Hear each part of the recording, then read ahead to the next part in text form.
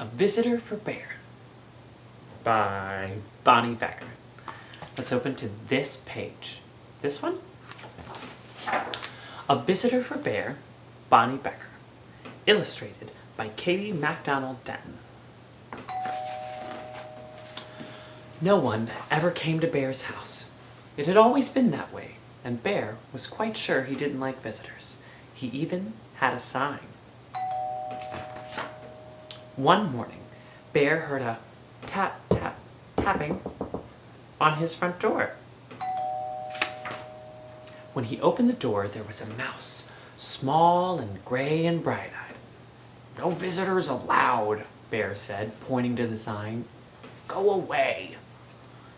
He closed the door and went back to the business of making his breakfast. He set out 1 cup and 1 spoon, but when he opened the cupboard to get 1 bowl, there was the mouse, small and gray and bright-eyed. Ooh! Very surprising. "I told you to leave," cried Bear. Perhaps we could have just a spot of tea," said Mouse. "Out!" commanded Bear.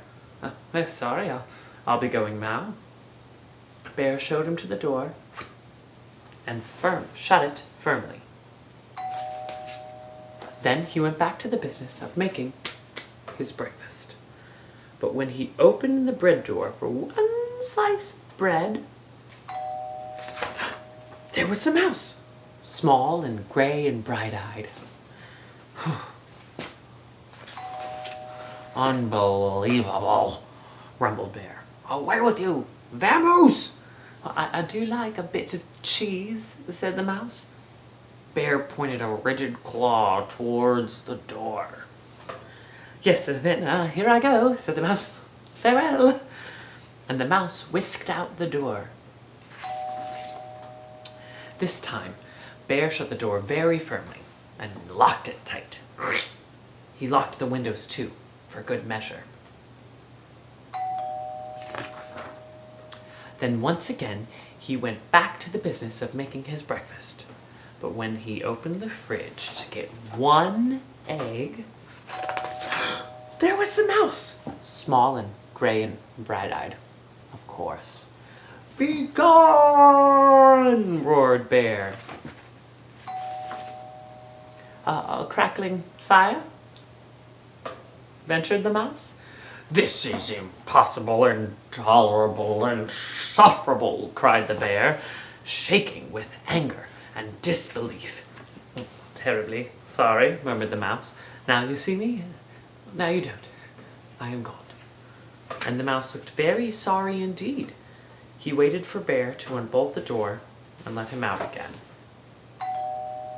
This time, before he went back to the business of making his breakfast, Bear shut the door very, very firmly, locked it, boarded the window shut,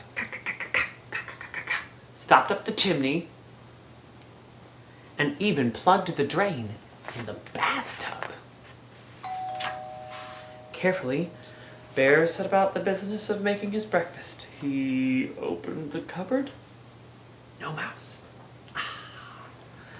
He opened the bread drawer. Nothing. Whew. He opened the fridge. Mouse free! Yes, indeed. He lifted the lid to the tea kettle. There was the mouse, small and gray and, well, you know the rest. Bear fell to the floor and wept. I give up," he blubbered. "You win. I am undone." "So sorry," said the mouse, "but perhaps if I could just have a bit of cheese and a cup of tea, and do you think we could unstop at the chimney and have a nice fire?" Yes. Bear blew his nose with a loud honk. "But then you must go," he sniffled. "No visitors allowed." "You have my word," said the mouse. Bear unshuttered and unboarded the windows. unlocked the door, unstoppered the chimney, and unplugged the drain. He brought out 2 plates of cheese and 2 teacups, and he made a crackling fire in the fireplace for 2 sets of toast. The mouse warmed his feet and nibbled and sipped, and Bear did too. Well, they sat for a long while. The clock in the bear's house ticked loudly. Tick-tock, tick-tock. Bear cleared his throat. The mouse looked most attentive. No one had ever been most attentive to Bear. Though the fire is nice. Yes. Lovely, said the mouse.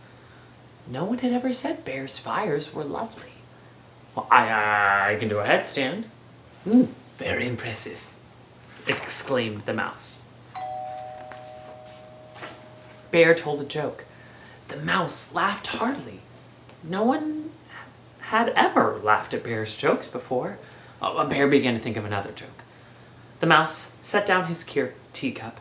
Bear quickly lifted the teapot. Oh, there's plenty more, he said.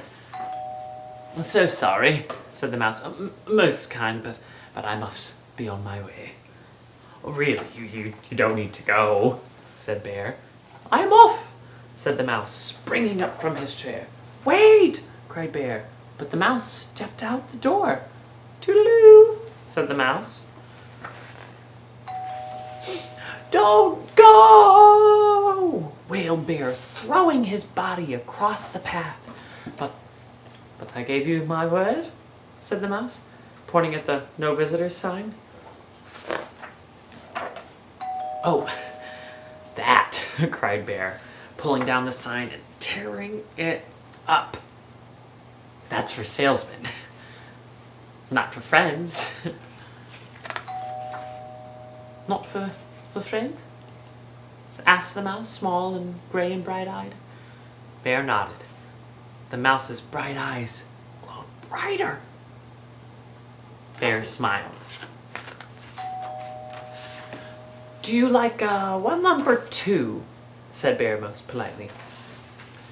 I like 2, said the mouse.